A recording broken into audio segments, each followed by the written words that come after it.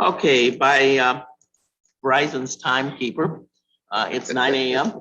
So I will call the meeting, August meeting of the Public Safety Committee to order. All members are present with the exception of Chair Mike Copine, who is on vacation. So I will be chairing the meeting. Minutes of the last meeting are attached to your agenda, and they were also in the packet last month. Does anybody have any additions or corrections to the minutes? If not, they'll stand approved as presented. Visitors, Wendy, I know you've got something. I do.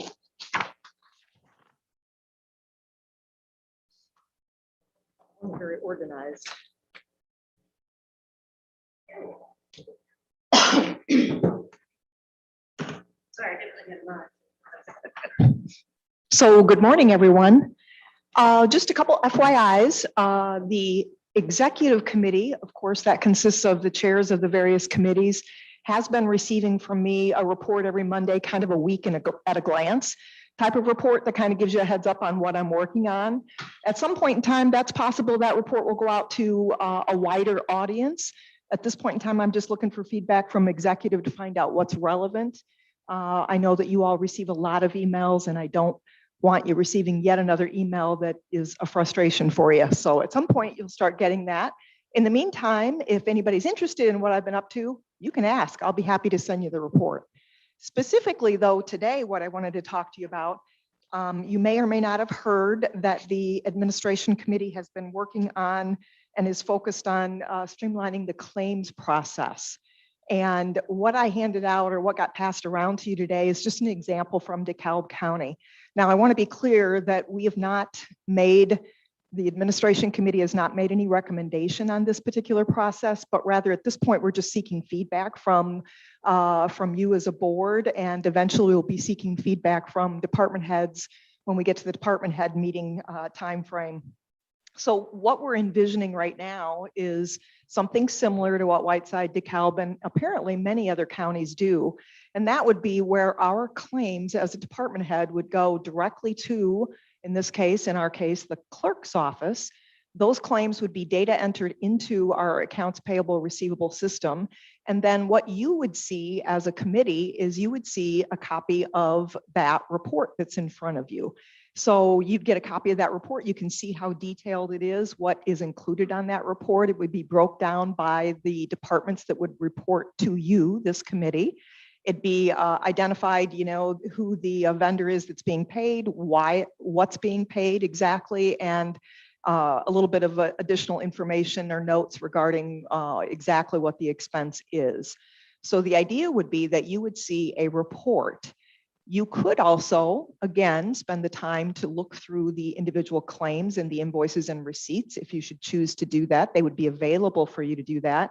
But rather, by having this report concisely identifying what the claims you are paying, our auditor, who I did check with on this, loves the idea of the report. If you think about it, at the end, after you've reviewed all of your claims, you make a motion to approve the claims, but there's really not a direct paper trail that then gets posted in the minutes or otherwise that says, here's the individual claims that we've approved, that we've reviewed and approved. That this report would mitigate that. You'd actually be approving a concise printed report that could be kept in the minutes, and what was approved would be very clear and transparent to everybody. Then eventually, when you get to the full board meeting, we would envision that this these individual committee reports be consolidated to a full board report. And again, when you vote at the full board to approve all claims, it's very clear and transparent what claims you'd be approving. Now, again, administration has not made a direct recommendation on this at this point, and there's a couple of very good reasons, and those are Paula Meyer and Nancy Peterson. We have not had an opportunity, thanks to budget priorities, to sit down, because I need to make sure myself that between staff resources and the software program that we have, that this would be something that would be feasible to do. And I need that input before we can actually make a recommendation. So at this point, it's just an FYI, some examples of what that report might look like from another county. And at this point, I will throw it out to you. I'd be happy to address any questions. If you have any comments or concerns, I'd be happy to address those as well. And to the department heads in the room, I'm sorry, there were extra copies, not sure where they got. Oh, you got some there. You can take a peek at them too. We will be talking about this as we move forward with this. At the department head meeting, for example, we'll be chatting a little bit about it and we'll kind of talk through it, and you can give me your feedback either before or at the department head meeting coming up. That's all I have, Marilyn, unless anybody has any questions for me. Okay, I have one question. This looks like all claims around here. There's small, there's 8,000, there's $20 is the minimum I see. I know admin services was talking about a cutoff point. Would this cover all claims? The report would cover all claims. What you may want to do, something similar to what Whiteside County does, they have thresholds built into their process. So anything that is $1,000 or less, they, and again, assuming this is all budgeted claims, but $1,000 or less, the department head has the authority to just submit the claim and boom, it's taken care of. Anything between 1,000 and 10,000, that's where the county administrator gets involved with reviewing the claim. Anything between 10,000 and 30,000, that's when your committee would get involved with approving the claim, and anything greater than 30,000 would be a full board action. So that's just an example of how Whiteside County breaks it out. That right now, what we've been testing in admin services is anything that is $2,500 or less. Admin, Chris Norberg has asked me to review. So when they get to admin services, then they focus on the larger claims being defined as anything greater than 2,500. That seems to be working fairly well right now. But again, whether we stick with those thresholds or something else has yet to be determined. Okay, thank you. Anyone else on the committee have questions for Wendy?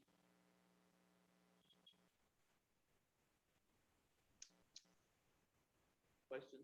Thank you, Wendy. Other visitors, Amy, anything other than your claims? I'm on the agenda later for new business. We'll take care of it later. Stacy? I do not have anything. Kevin? Nothing. Gentleman back in the back. They're on the agenda. Mark Empel, I represent Black Hawk Operators. Okay, and you're on the agenda also? Okay, thank you. Then Charlie just handed me a note. He has a hearing, so let's do his claims first. If there's any questions there.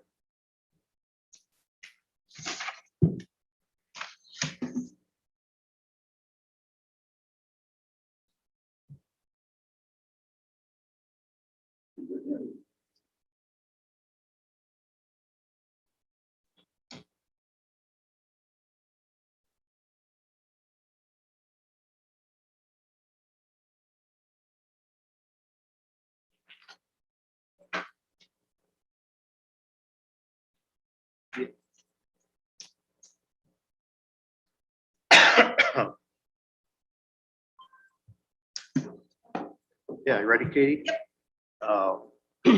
Sarah Bryan, $263.66.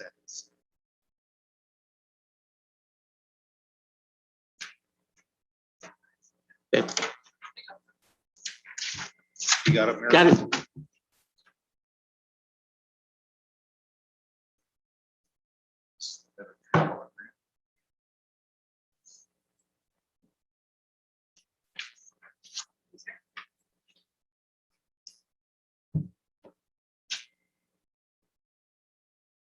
Contract paper group, $438.75.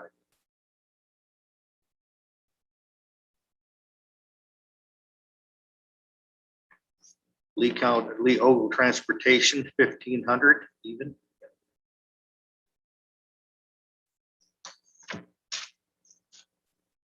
Aubrey, 300 even.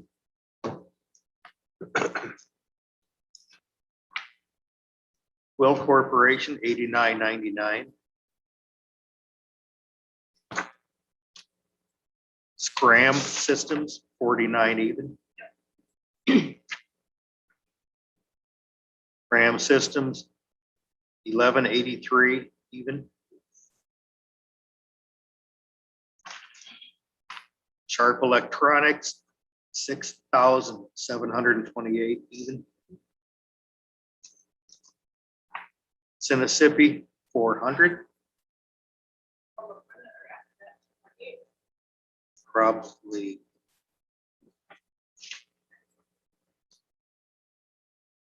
Yeah, I missed it, 248.72. And then the 400.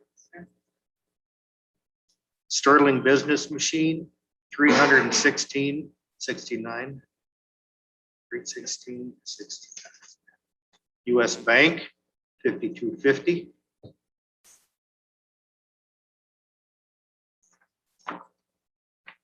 US Bank, 157.58. Verizon Wireless, 84.58. And that should be it. Yes, 11,548. got it.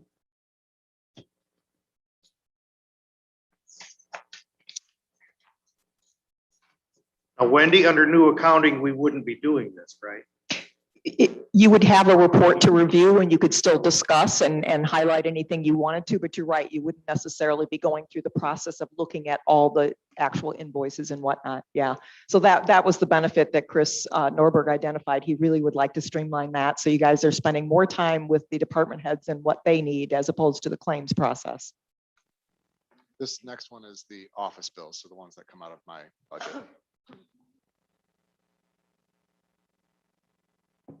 Lori Middleton, $328. Yep.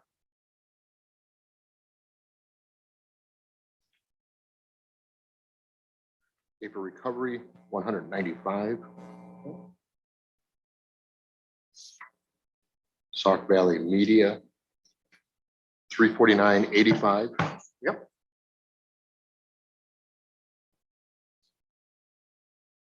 SBM, 754.15. Yep.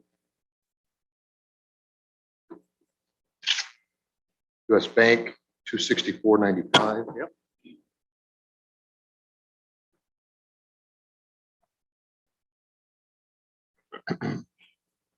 US Bank, 230. Yep.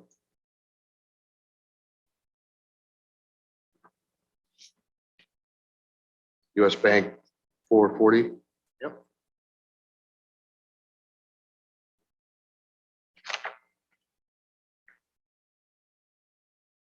Verizon Wireless, $98.74. Yep.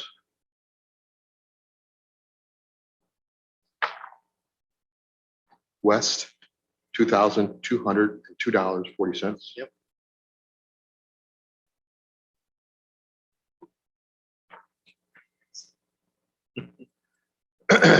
Justina, Just D, 5264. Yep.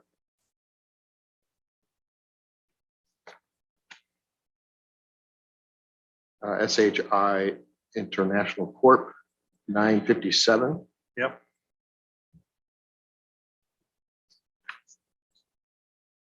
Scott County Sheriff, $31.68. Yep.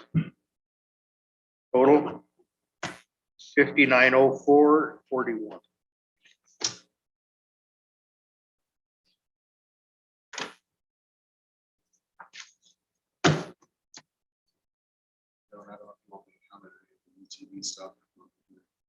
Do you think you need, well, yeah, we did have some questions at Highway about it, so. Okay. We still got a little, you said Yep, your hearing's I've at got time. 10, so what time do you need to leave? If I can leave by 9:45.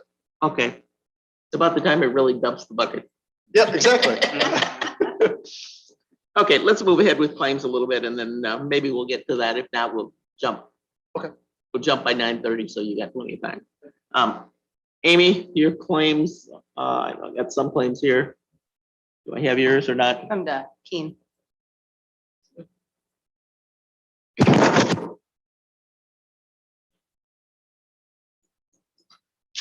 Next file. For document storage. Okay, these, you go. got him. On our fifth.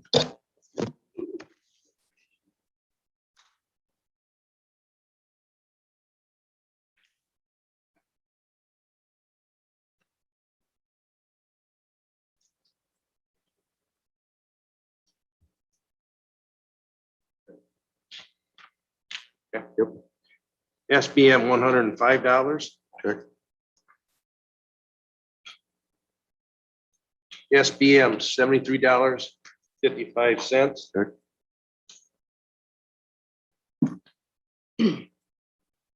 US Bank $55.95. Check.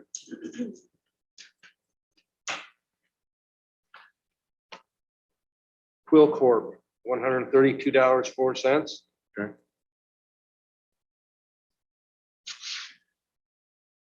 Quill Corp $301.33. Okay.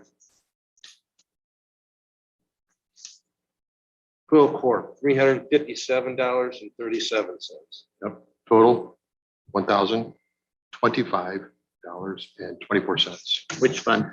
It starts with 007. Okay. Document storage. Well, I got the magic key here, but Okay, all right.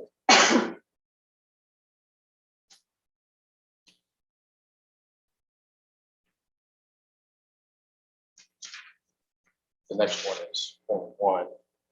That's $17. Next one is $17.20 for US Bank for that total. again, give me a clue on the fund number. Number 15. Okay, child support enforcement, and the amount again was, This one here.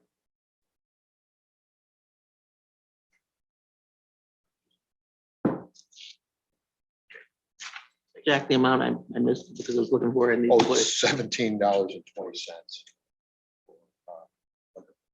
Okay, thank you.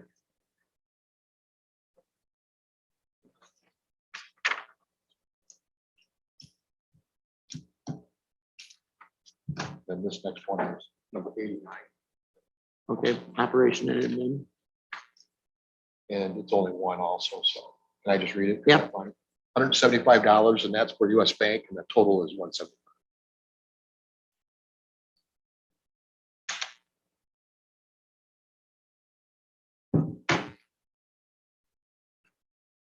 Nothing for county general or court document storage.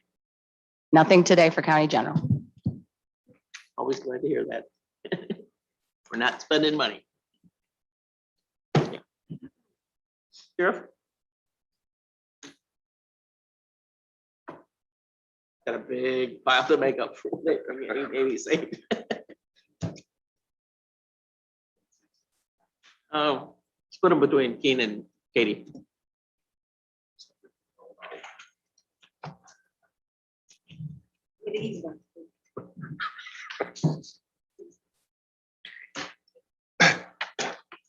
Before you get started, Keen, to Wendy's comment, and I know Edmund's looking at kind of revamping the claims process. Today you'll see, and it's been happening here more regularly, is we've got 7 to 8 cover sheets each time I come in and submit to this committee, which I think is a little bit ridiculous. We should be able to streamline that process a little bit. So as you're looking at streamlining the claims process, I'd like to see that part of the process looked at as well. If I can just add a quick comment, because I failed to cover that for the sake of the department heads in the room. Again, what DeKalb County does is department heads actually submit this online. You're not making all these photocopies, but you would have to, under that scenario, upload invoices into PDFs for the system to hold. And then we can retain all that, obviously in a digital environment instead of on paper. Once again, though, I'm going to caution you, I don't know what our software is capable of doing. So that's still an investigative piece I have to take. But I did like that idea, John, because I thought it would mitigate some of the paper copies and looking at literally the Walmart ticker tapes, it'd be nice if we could streamline that too. I agree.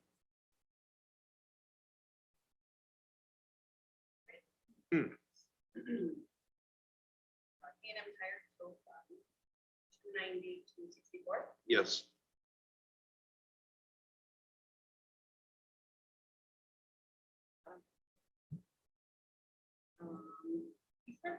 Yes, Police supply, 1,200, is it broken down or is it just total? just total. Okay, $1,211.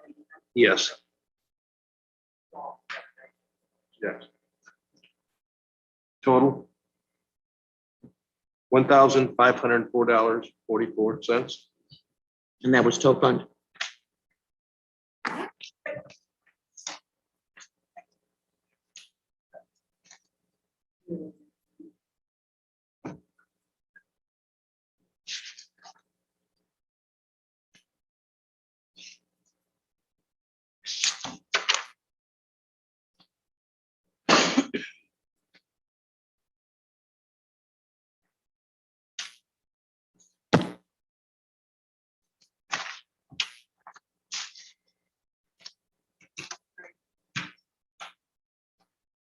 Okay, you ready?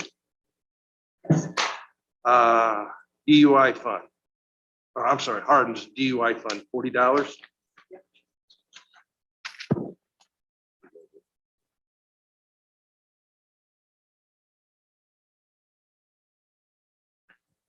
And then is there one more? Yes.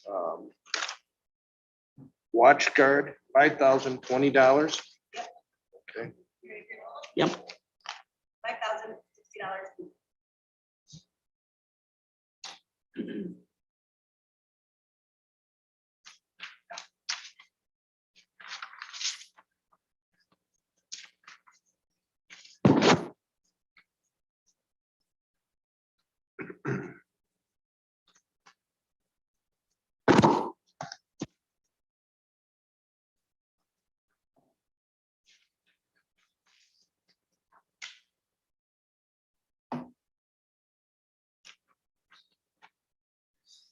ready?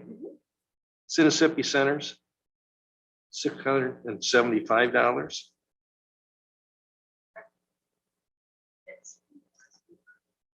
Yes, that would be under the arresting medical. $75.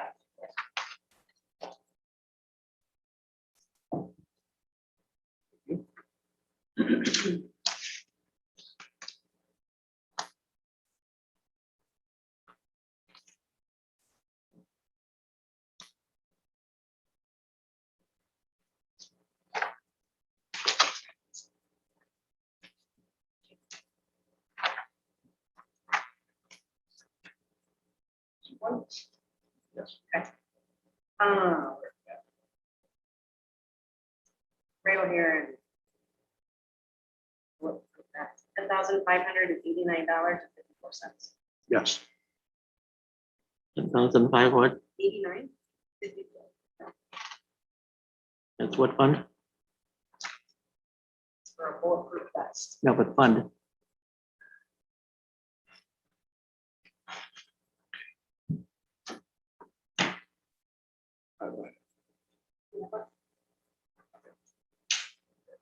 Starts with 306, 772, 306. Vendor 6772, line item number is what Marilyn will want for the account. You know, they don't have the sheriff's account numbers or funds broken out under.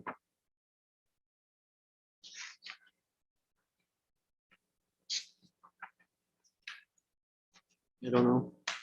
Let's see, they don't have these broken out this year. Sheriff, do you know a name for this fund?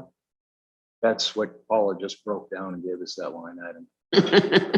She created a new fund. Pardon? It's, She's with her new software, has created some new Okay. ones within our budget, so. no, I got the amount there, but I don't know what to call it. It's a 50% reimbursement fund too. so. Okay. I'll just call it special fund. Right now, yeah. It's right there. Yes, sir. Ready? I'm ready. Okay, drug fund, $3,000. Okay.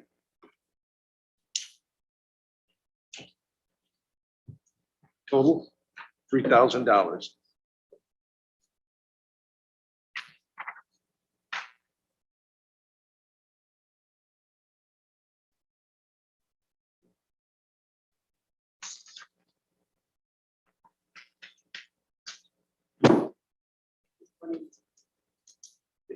Ready? Yep.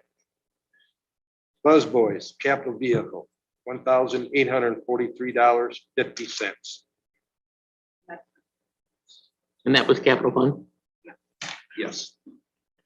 And it was, repeat again, please. Yes. $1,843.50.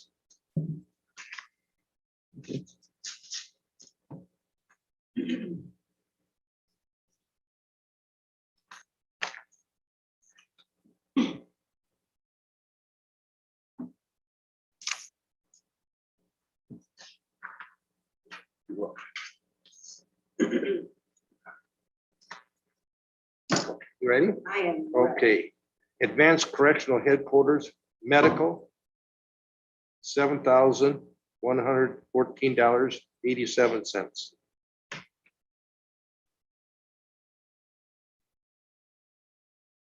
Buzz Boys Auto Repair, $98.70.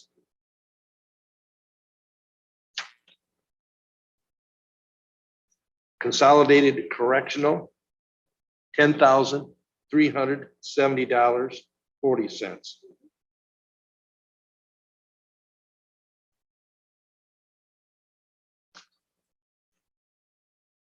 Dixon Auto Body Clinic, $1,323.02.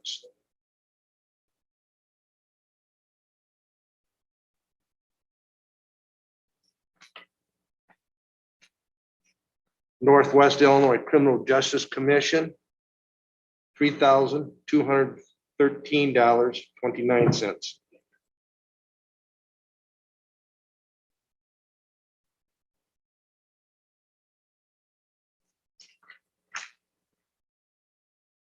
Saltus Maintenance, $20,261.16.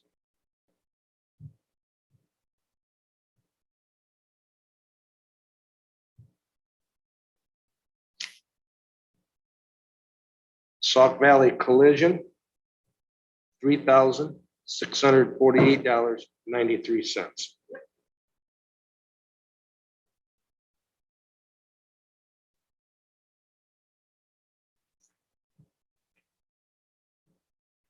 Rockford Police Department Training, $900.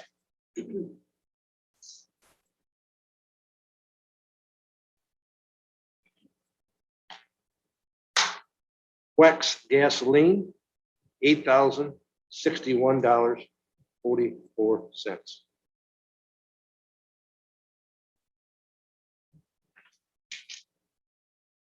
Johnson Oil Gasoline, $101.74.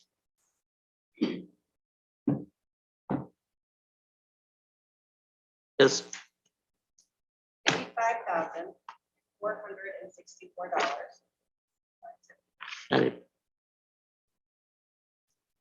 Okay, let's suspend doing claims a moment and move to the discussion on UTVs so that we can handle that while the state's attorney is still here. So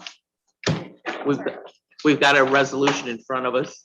I know Mike and I both saw it at Highway on Monday. Gentlemen, do you have a presentation you'd like to make? Morning. My name is Mark Emfeld. I'm here today along with Steve Dilger. We both represent Black Hawk Trail Riders, a local riding group that was established about 5.5, 6 years ago. And we've made a lot of progress and sprouting out in different counties and how the connections work. And we just heard that there's a possibility of an ordinance being put in place by the county. And we just kind of like to be part of it and see what they're thinking. Steve, you got anything to add?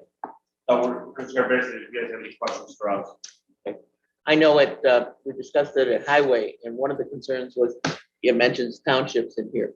Can we authorize, has the county authorized someone to use these on township roads?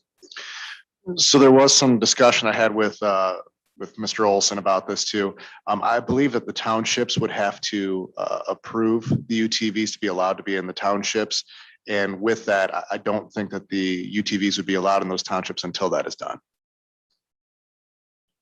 So this basically would apply to county roads only then. Correct, not state highways or the like. I think the copy we saw mentioned townships. It did. but I It don't- does, I yes, don't see because it. that was the goal. The goal was to have it, that they would be included in the townships. Now, I don't know what progress has been made to get the townships on board with this or not.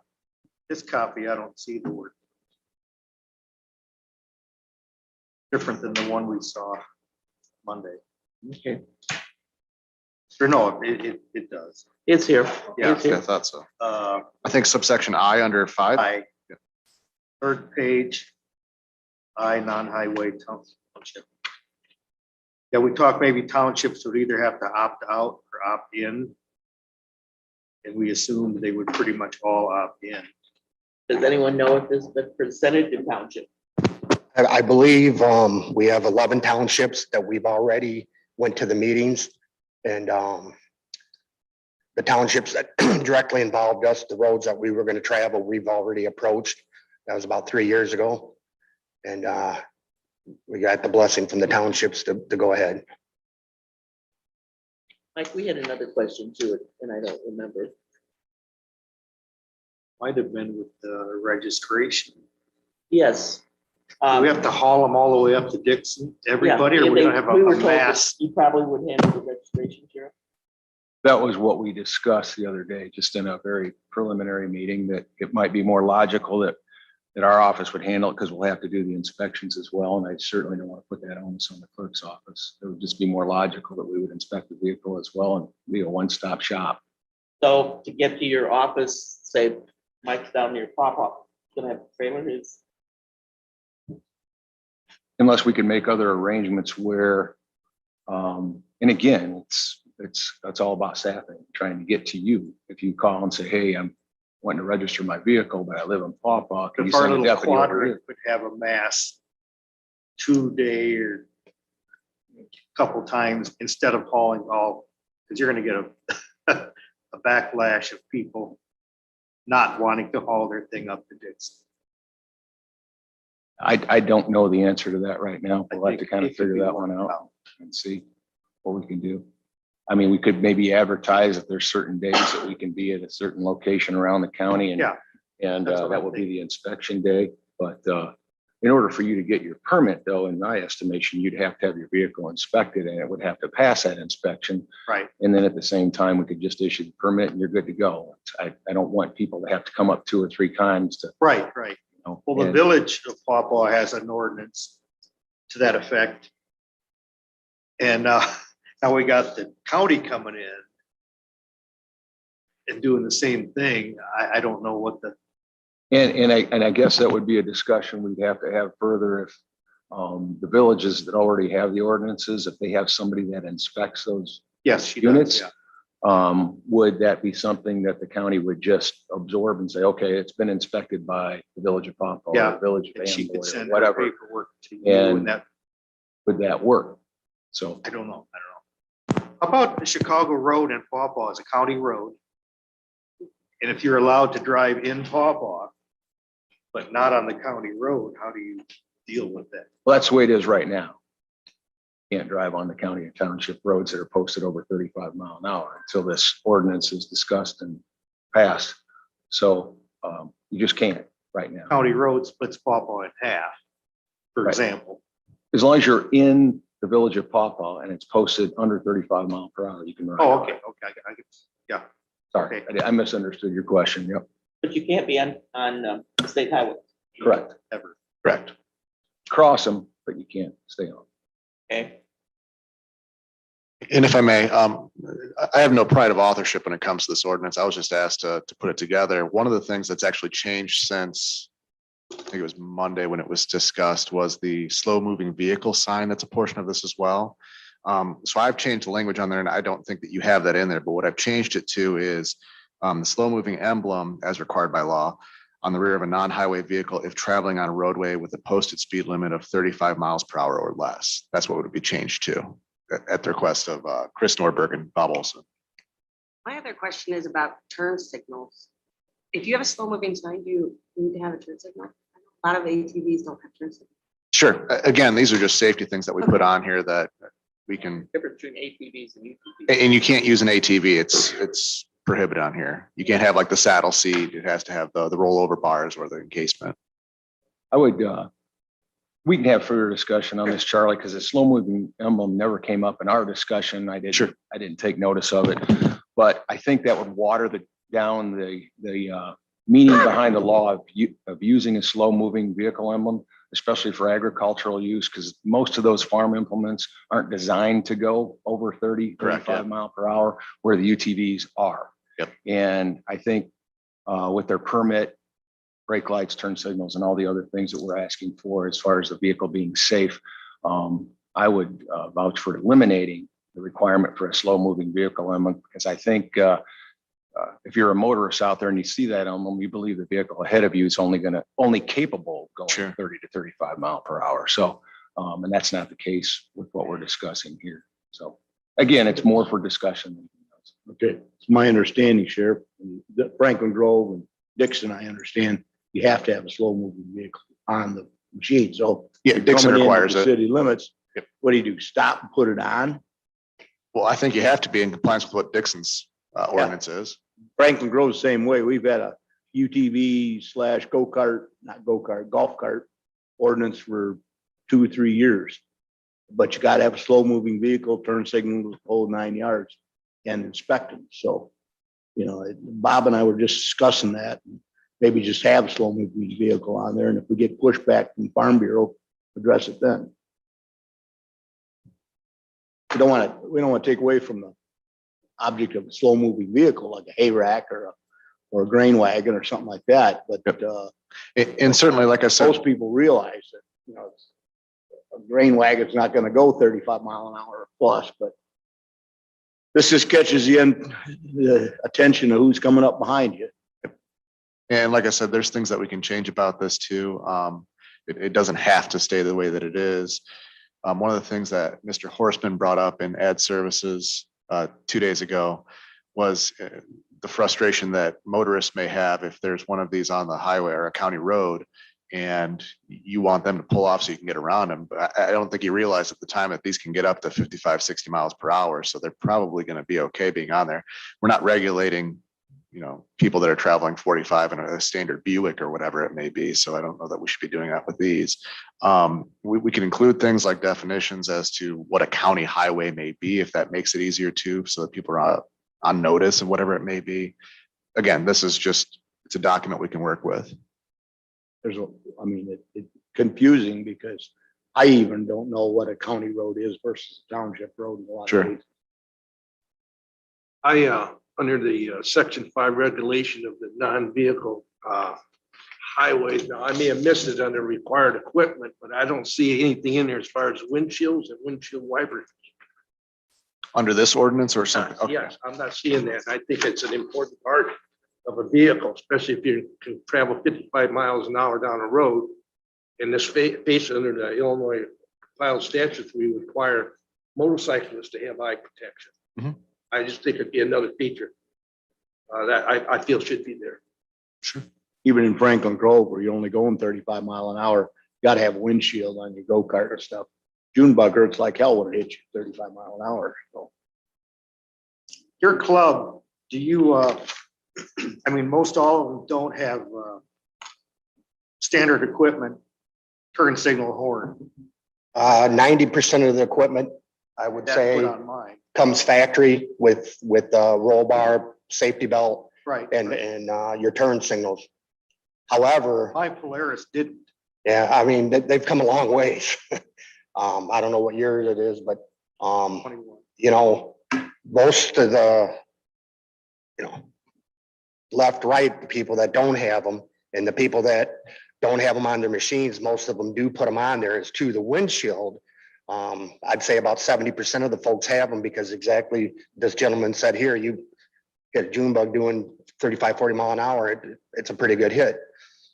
However, your new, an example would be a slingshot. Is the board familiar with them? They're a motorcycle type 3-wheel deal. They come from the factory with no windshield. Motorcycles have no windshields. To me, to go out on the machine for 8 to 10 hours and not have a windshield, I wouldn't go. But the windshield it's a $500 option anyway, minimum $500 option, any way you want to cut it. It can be up to $1,000 for a glass windshield, but I can see the concern for that. I realize motorcycles and a slingshot aren't, required to have the windshield, but they have to have eye protection. That's what I was just thinking. I If don't, we have it in the alternative. That's obvious. well, I mean, you don't want to get a bug in the eye, but I mean, I don't think it's a requirement as far as law enforcement's view, not having glasses on. But I I may would, be wrong. I don't know. On motorcycles? Yeah. I would think that from a safety standpoint, you'd almost have to say you need a windshield or, as Keena says, some sort of eye protection. And that's why I think maybe if you wanted to do it that way, you could do it in the alternative, eye protection or windshield or safety helmet, whatever it is that comes with the visor. For sure, the riders have their glasses on. I mean, Yeah. for sure, but the windshield is definitely a plus. Are all the violation citations issued under, Illinois Revised Statute 625, or were they gonna have ordinance, citations as well? Well, some of these can be penalties under this ordinance itself, but a lot of it, I mean, you still can't drive a UTV intoxicated, so that would fall under 625. LDL. That falls under the 625. I'd have to look at the definition of the motor vehicle on there, but I think it may. Don't quote I me guess on my it. concern is if we're gonna issue citations, that's great, but if, just like anybody else driving these motor vehicles on our highways, if the Secretary of State needs to be notified in some cases on these citations, so I guess my concern is, if people are gonna drive them, that's fine, but if they fall under the guidelines, which they have, it's good 18-year-old, but say they have no driver's license, under the old statutes, anybody operating any motor vehicle basically on the roadway, ATVs, we name it, were subject to, the Illinois Vehicle Code citation. Sure. I guess if you're opening, I don't know. I guess my question is that, so a person could be stopped 6 or 7 times for no valid driver's license in a motor vehicle. And, it's just like, just pay a fine and get on down the road again. I mean, it's no different than some of these that fall under suspension revocation Sure. rules. And from a safety aspect too, I did mention to Bob, now that he's coming here, that perhaps we should have a safety study done just to make sure that these are safe on those roadways. I don't know if there's a nationalized one completed that we'd be able to use or not, but. That was one of the questions you already answered. I was gonna have, has there been, some studies on our local townships and our county engineers, which I understand there have been. What is the so-called impact of some of this stuff, I'm talking on concerns that have been brought to me by citizens, what their ideas are. I don't think they're aware of what this is all about. I mean, they don't have what we have here in front of us, what these gentlemen have produced in this resolution. We understand what this is about, and a lot of citizens, all they do is see vehicles go down the road and they get upset over it. They don't understand that this is going to change that, where they're going to be equipped with all the equipment that actually manufactured motor vehicles are. I think it would change their whole opinion on some of this.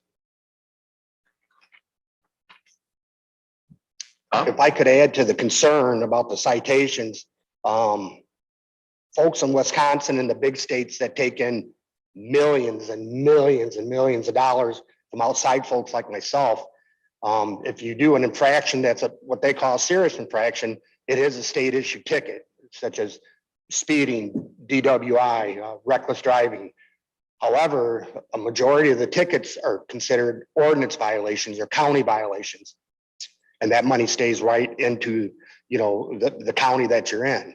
I will tell you, we have zero tolerance for fools. I've covered thousands, literally thousands of miles on my machine.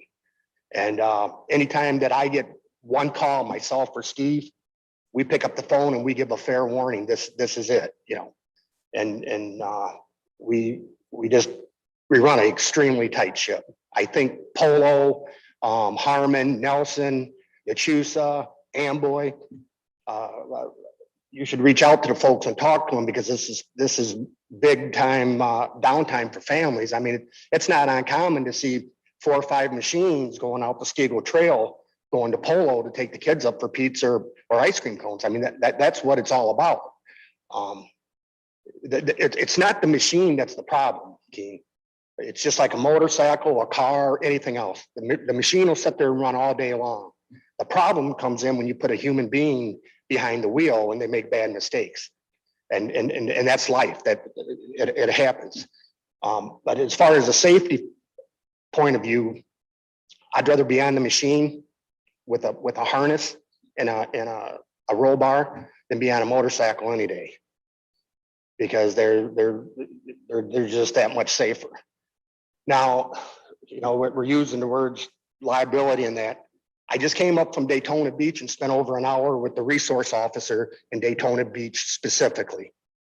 They have thousands of golf carts registered through the state of Florida, which means when a patrol officer rolls up behind them, they run that plate. It's ran through the state's database.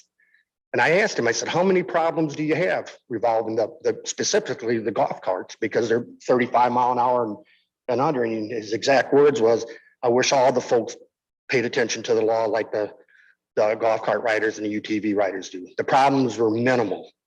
And I think having made that statement, if the board reached out to the places that we visit, I think you would find exactly that. It runs very, very smooth. Now I carry 100, 300 with $1 million rider that covers my home and my vehicles and stuff. And I know most of the riders carry 300, 500 also. Them are higher limits than most people put on their cars, you know? But again, we've been at this for 5 years. As most of the folks in here have seen, it's gotten huge and it's going north. And there's a lot of money being pumped into Lee County. And I mean, a lot of money. We are an asset to the county. We're good stewards. We do the right thing. If the guys are out riding and they see something that's not right, make no mistake, they'll pick up the phone and they'll make the call. That's the kind of folks that we ride with. And I would tell you that the project's going north. Ogle County's next. And once we connect Ogle County with Stevenson County, it's the impact, financial impact is just going to be crazy. So, and let's say Whiteside, or not Whiteside, Wisconsin, state of Wisconsin, you mentioned you ride up there. yeah, I mean, Are you riding on county roads or are there special trails or what? we're riding on county roads that the folks up there have put together ordinances. They don't give free rein to run up and down their highways. I mean, anybody that rides a UTV down a state highway, you better have a lot of money because it's going on a flatbed and you're going to get a couple tickets minimum. So the folks, I think the minimum fine's $500 up there. Correct me if I'm wrong, for getting off the trail. I mean, it's a big deal. Does it happen? Sometimes when folks come from out of town, they don't know where they're at and they get off the trail and usually the DNR up there is gracious enough to give them a warning. But for the folks that live up there, it's an automatic ticket. And again, they keep the infractions locally. Everything's an ordinance violation, and that works out pretty good too, unless it's something more serious. Charlie talked to me about the safety study and everything. So I had Chris Norberg reach out to Dixon, who's got they've been doing it for a couple of years now. And Danny Langloss told them they had 0 accidents and 0 incidents so far. And that's to share that with you for what it's worth. So that's a different story though. It's in a city. Yeah. Does the city perform inspections on vehicles? No. Now Polo does require an inspection for the folks that live there. Okay. But anybody that from Polo that comes down to Dixon, patronized Lee County, they got to purchase a sticker from the city, obviously. But most of the townships that we've approached have, in the smaller towns, have waived any type of permits and stuff because our presence, our economic value that we bring in to the town is enough for them. Now, they don't want us riding around their streets. We go to the restaurants and pizza places and stuff like that, and that's the end of it. We don't go rummage selling all over their town and stuff. We stay on a designated route when we get into towns. Questions? Maryland. Maryland. Yeah, this committee is public safety, so we're not talking about economics. We're talking about apples and oranges sharing the same highway. Right. So that's what we're Yeah. concerned about. On behalf of these guys, Yeah, go ahead, John. I don't have a UTV, so I got really no dog in the fight, but I like economic development. They do put a lot of money in the community. And these organizations, these clubs that fellows like these guys get going. We had a snowmobile club in Franklin Grove, we do. And before they organized, it was just chaos. You had people riding all hours of the day. Well, they put together a snowmobile. They asked landowners for routes through town. They got a few ways in and a few ways out to come to the restaurant. A lot of economic development. And because of the clubs, they get self-regulated. Like you said, they're pretty stern on the members. And if you aren't a member, you're kind of ostracized by the rest of the guys. I mean, it's a club and a clique and you know who's who and Yeah. by the machines and whether they be UTVs or snow wheels or whatever. And so usually the outlaws kind of fall in line or they just go away. And, I didn't come here today to toot my horn, how good we are and stuff. But earlier I said that I felt that we're an asset to the community and to the county. And I think our sheriff can vouch for that. I think the Shop with the Cop programs can vouch for that. The food pantry, we've donated thousands to put together to be good stewards, to help out, to do our part of being part of the community. And that's what we're about. We support law enforcement. We support our community. And we'd really, really like you to consider letting us have, a spot to ride. Okay, I believe Highway Committee, we moved this on to executive. So it's already on the agenda for executive to make a decision whether it would go to the full board or whether it needs, a little more tweaking before we get there, which it kind of sounds like it does. But Good enough. definitely it's in the works. I thank the board for your time and look forward to hearing from you. Okay, thank you. Yeah, thanks. Let's go back and finish up claims. Coroner claims. What have I here?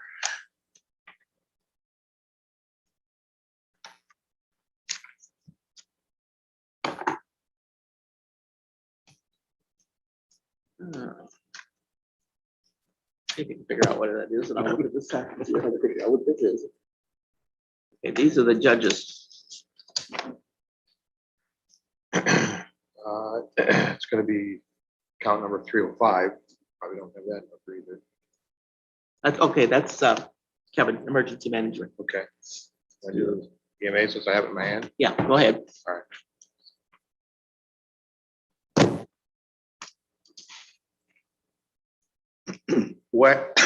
Wex 18120. Yep. Ace Hardware 6750.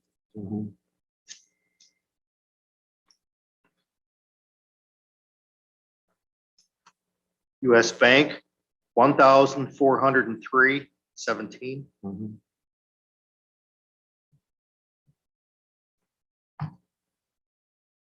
SBM 71. Yep.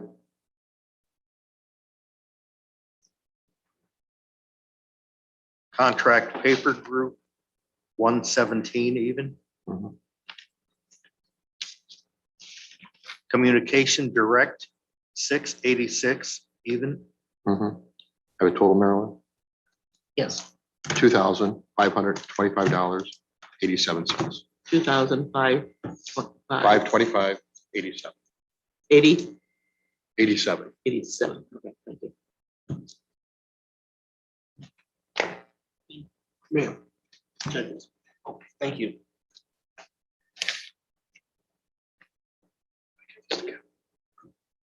Oh, sure.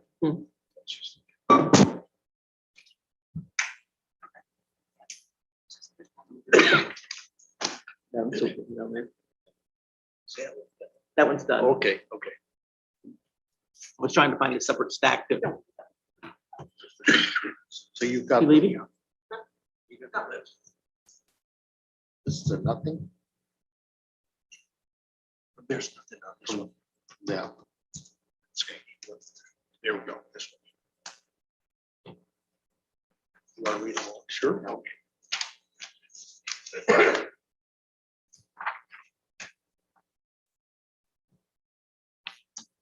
Lori Middleton, 100 even. Yes.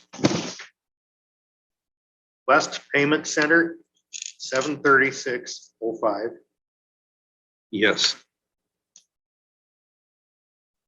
Dixon Geeson Flessner, 18750. Yes.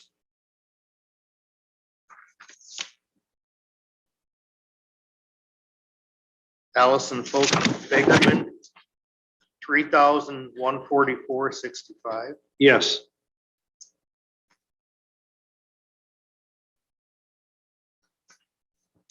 Hinkley Springs, 106.29.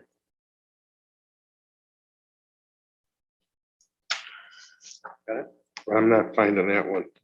Okay, Hinkley Springs, I'm sorry. Yes. What is it? 106.29. Yes. Yes. US Bank, $30.74. Yes. US Bank, $80.30. Okay, this says There's a split. there's another one for 50. Okay. Well, 80-30 is split between 50 and 30-30. Okay. I have one for 30-30 and one for 50. So it's there. Yeah, it's there, Okay. just combined. You're right. Thank you. Two different account numbers though. Yes. Dr. Matthew Ken, Then 1,300 even. Yes. SBM, 118.78. Yes. Dixon Geeson, 1,394.75. Yes. Sinisippi, 408.38. Yes. West Payment Center, 791.05. Yes. West Payment Center, 817.20. Yes. SBM, $49. Yes. Dr. Matthew Finn, $1,300. Yes. Stenograph Inc., $299 even. Yes. SBM, $178 even. Yes. US Bank, $15.99. Yes. And that's all I have. yes. $11,057.68. Okay, and were there any for the library fund? Not that I have.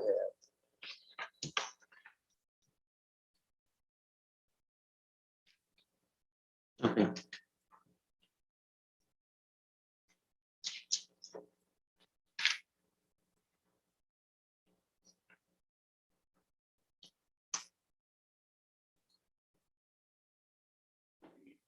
That's got the corner in his hands. Just hold on to one for. I put some of the done ones over here on the chair, just to keep them separate, know where we're at. Okay, go ahead, Jack. All right. Answering innovations. 1558. Yep. Fishers, 170. Yep. Mark Peters, 2,250. Yep. NMS, 531. Yep.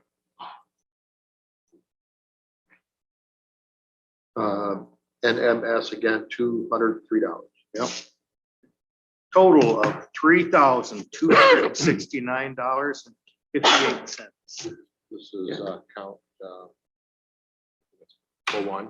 The one, Yeah. Next one is 87.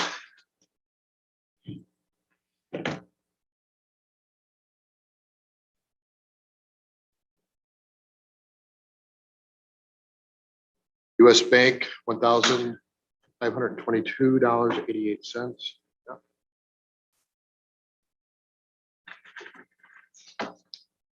Advance EMS, $200. Yep. Total Maryland, $1,722.88. that's the corners. That's the That'd be corner. 87. Yeah. Count number 87. It's not on here, but this form needs some improvement. We're working on Yeah. it. Okay, So each corner Stacy, I think we're down to you. kind of went around.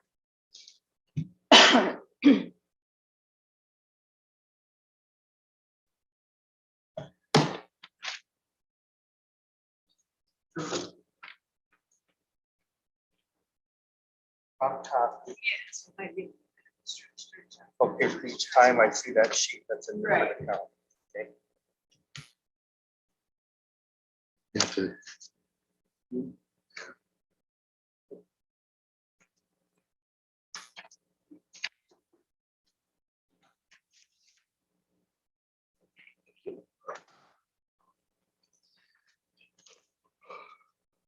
Ready? Yeah. Kane County for $675. That's the total.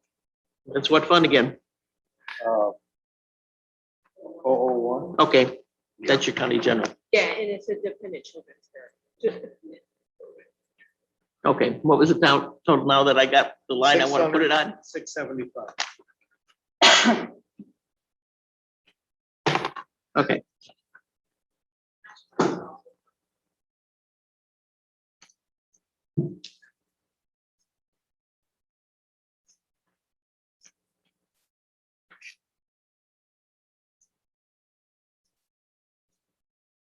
US Bank, $24. Yes.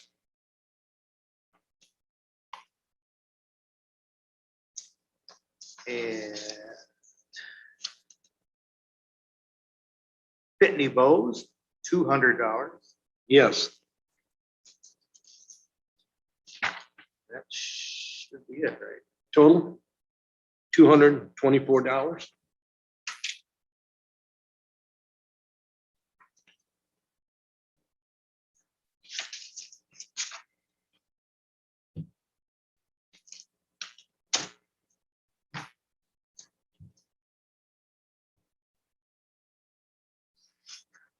Okay, Rebecca Johanning, $330. Yes.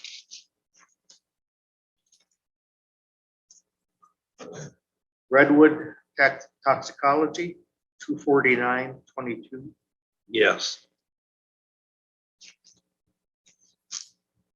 That's it. Ready for total? Tell me what fund? Drug court. 80. Okay, I'm ready now. 579.22. Got it.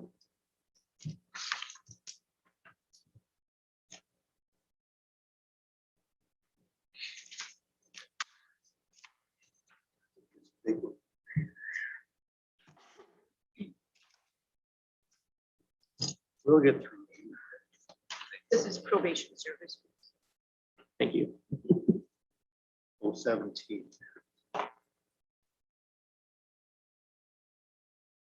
Jack Scrugstead, $740. Yes. US Bank Card, $19.45. Yes.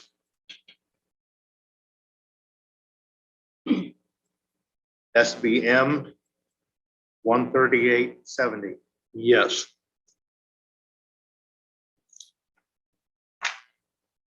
Quill, $324.99. Yes. Huffman Car Wash, $13. Yes. Verizon Wireless, $211.45. Yes. Quill, $394.34. Yes. SBM, $36.95. Yes. US Bank Card, $52.50. Yes. And Redwood Toxicology, $439.85. Yes. That's it. Okay, Ready for total? yes. $2,371.23. Okay.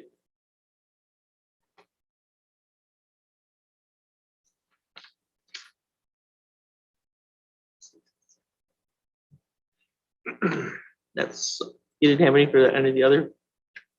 Okay. Did anybody have any public defender claims?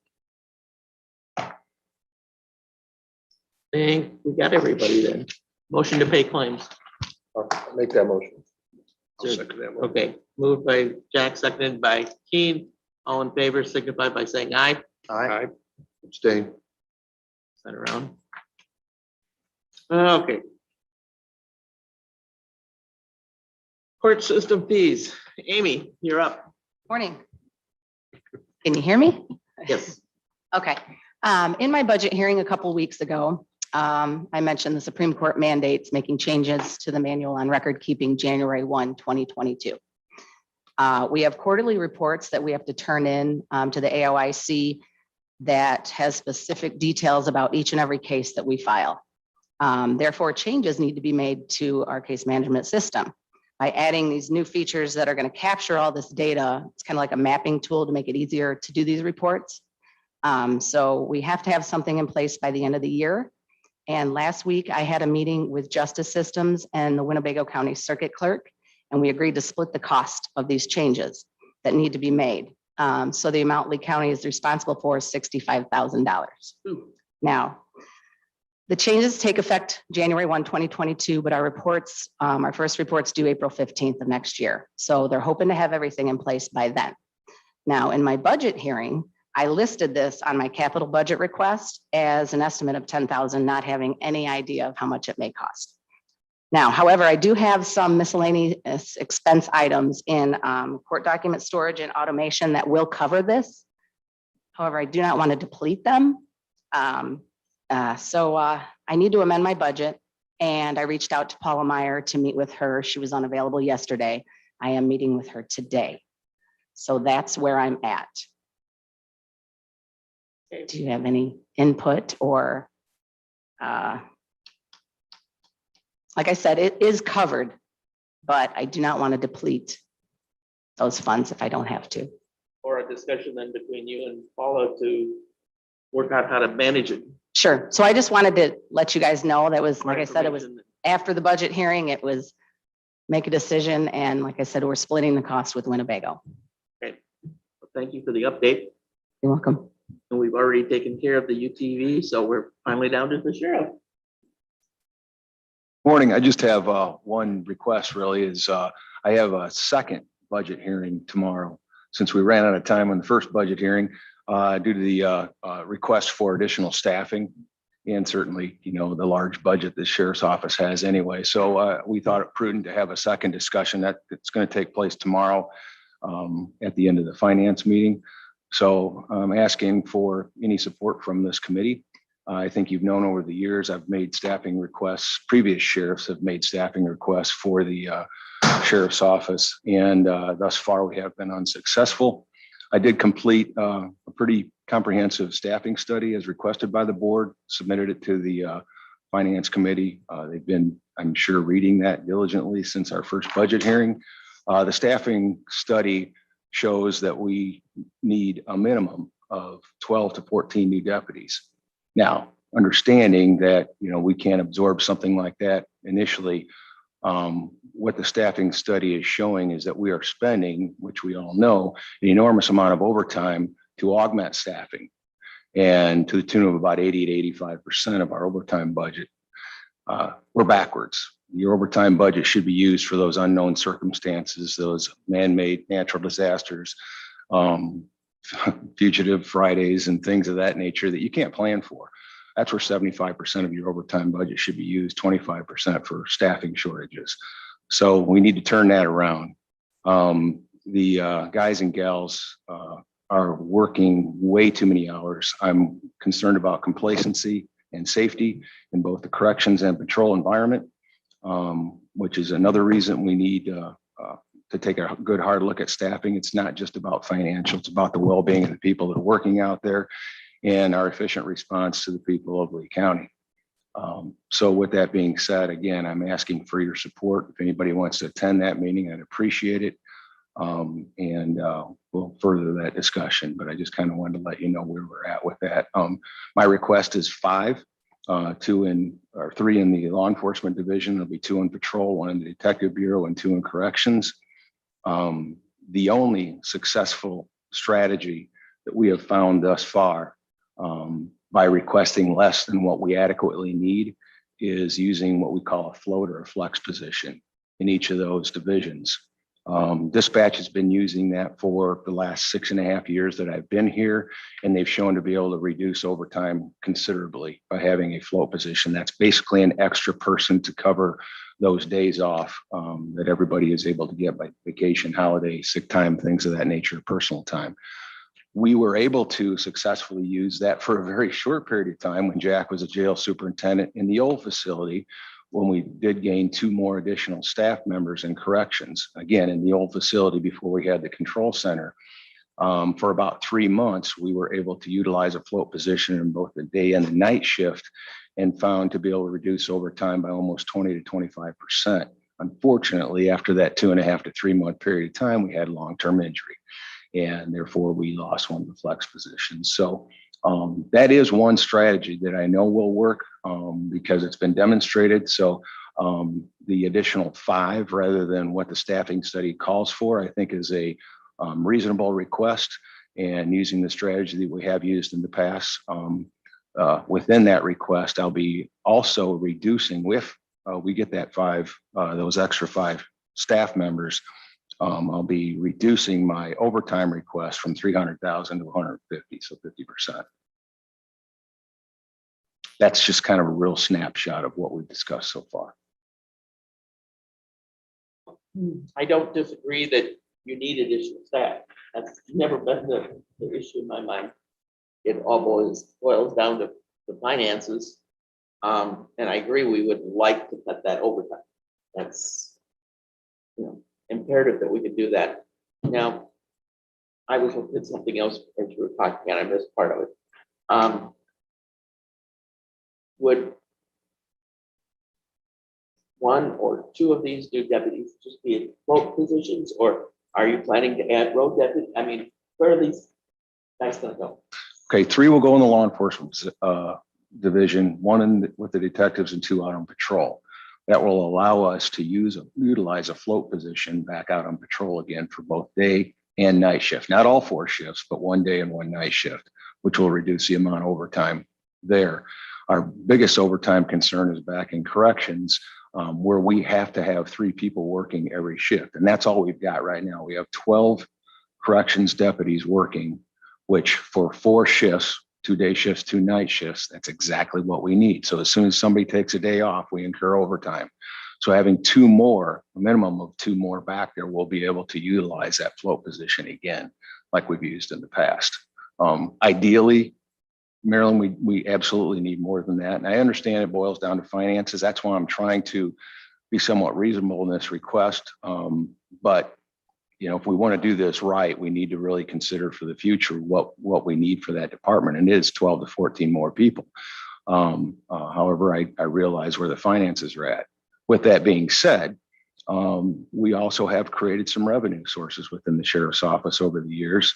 The biggest that we're all aware of is the law enforcement project, which, you know, started with the referendum, which is an ongoing revenue source to help defray the costs of the law enforcement center.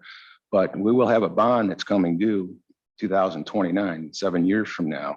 And when that's paid off, an additional 670,000 will be coming into the county from that revenue source that is ongoing, something that we developed. And I also have $180,000 coming in from the state for housing sentenced prisoners, which will help defray some of the new hire costs between vehicles and academy and equipment and things of that nature. So I think we've done more than our part to bring in some revenue for this request. So I'm asking the county to certainly consider that as well. Sheriff, I just want to let you know, I plan on being there at your, at that particular committee meeting and giving my support. You know, we all know that I worked for the sheriff's department for 30 some years, and I was part of that overtime debacle for many years. I can remember working and 2 times in my career where I worked 14 days in a row.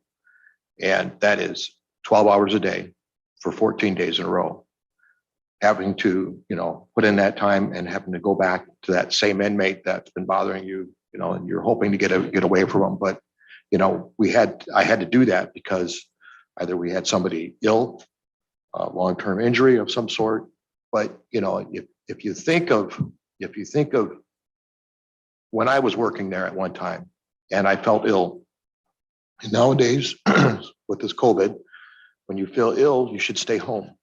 Well, a lot of times I went into work feeling sick because I knew that the guy that would have to take my spot was going on a trip with his family the next day. And if I took the day off, he would have to come in. He'd have to tell his family again that he couldn't go into work because, you know, he got called in at the last minute. And a lot of times that'll happen.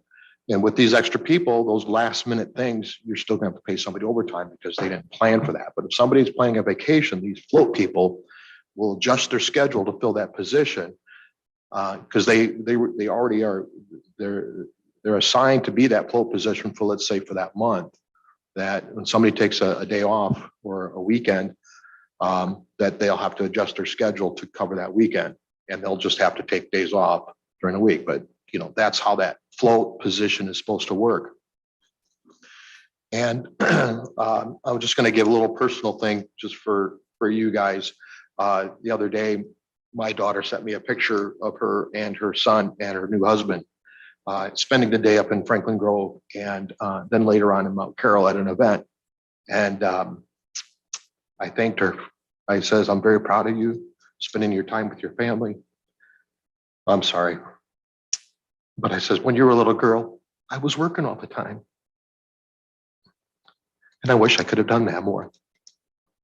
And I think this new generation of people we have to take care of our people and let them have their time off with their families.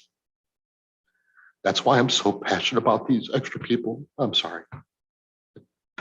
Well, Please attend the meeting and give the support for the brothers and sisters of the Sheriff's Department. Thanks, Jack. And that's kind of what my driving force is behind this. You know, we talk about finances a lot. We don't talk about the well-being of the people that are working in all our departments. And I think a show of support here, more than, you know, looking at that dollar figure, is something that we really need to start focusing on. We had a deputy that came to me last year when we were having our individual meetings with each of the patrol and corrections deputies. And kind of, it's more of a report card on our command staff during those meetings, finding out what we've done, what we're about to do, what their futuristic outlook was for the law enforcement department, and, you know, how we need to better support them. And one of the deputies came up to me, kind of like Jack just was explaining. He says, you know, Sheriff, we're supposed to have every other weekend off, a 3-day weekend with this 12-hour rotation shift. He says, it's October and I have had 1 weekend off this year. So they're not getting their time off, and we can't keep asking these guys and gals to work this many hours. It's unsafe. And with the world that we're facing right now in the last year and a half, it's changed considerably. Police officers getting ambushed, killed on the side of the road, directing traffic at accidents and the like. And we have to protect our people.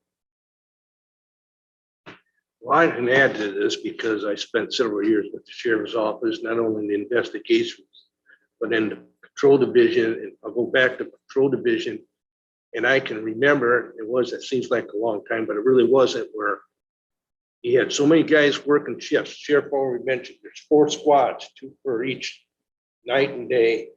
And if for some reason, if you work the shift, you got off that shift the next day, the 2 guys that worked that night shift were the only ones available to fill in that next shift, because that new shift was going to start their shift that day. So now you're in a situation where the guy just put in 12+ hours. And guess what? He gets a call. You got to come in. Well, I can't. Well, I never held this because I understood the system. Well, either you come in, or we're going to have to mandate you.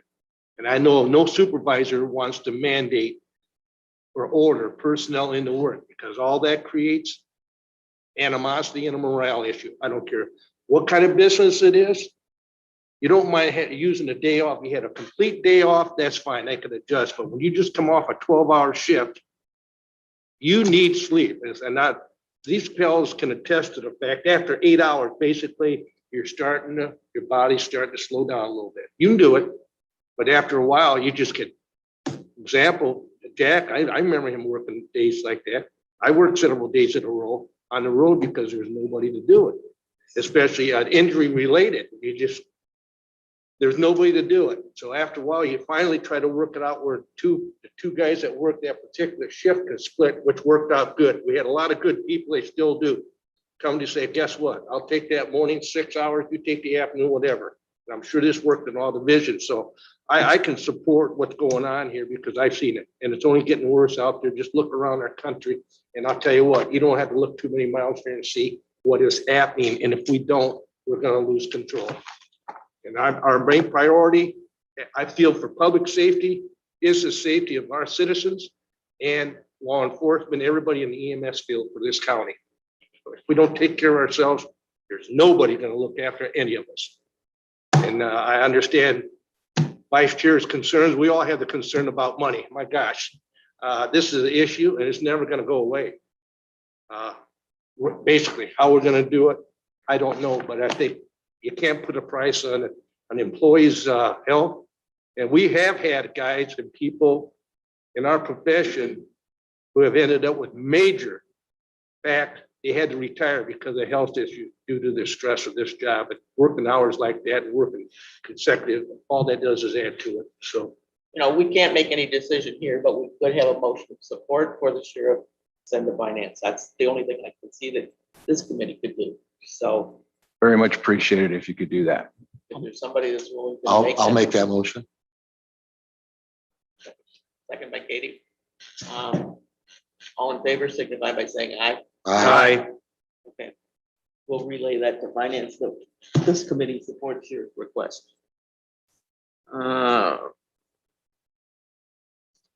Anything for an executive session? I think we've covered everything on the agenda.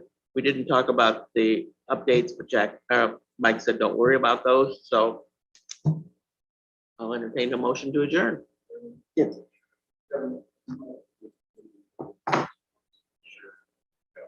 The storm today that just went through at 9:50 this morning, we had 8,606 customers without power. So 8,000, how many? that better? Okay, this morning at 09:50, we had 8,606 customers without power, ComEd customers in the county.